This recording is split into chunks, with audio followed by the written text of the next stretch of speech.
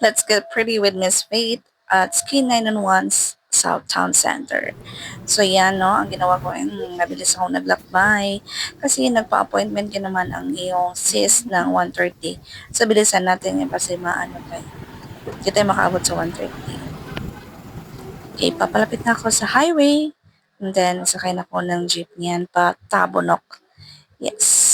And then, dumating na kagad tayo sa South Town Center. So, yan na ang oras na. Okay. Thank you, Miss Faith, for accommodation. Okay, nilagyan niya na ako ng, ano yan tawag dyan?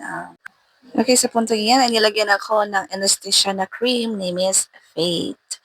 Okay, tap-tap lang. And then, may mga kaunting usapan okay, patungkol sa aking melasma. And then, nag-start ang aking microneedling. Okay, yan, the session is. Okay, so binisan ko lang yan, no? Forward lang ako kasi masyado siyang mahaba talaga.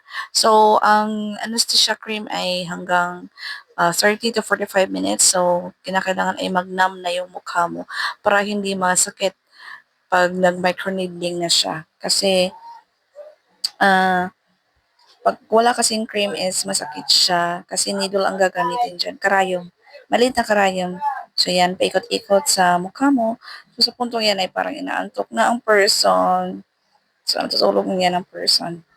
So masyado talagang klaro na ang aking melasma. Actually, yung promo na in-avail ko is yung promo pa so nakaraang taon na na-avail ko.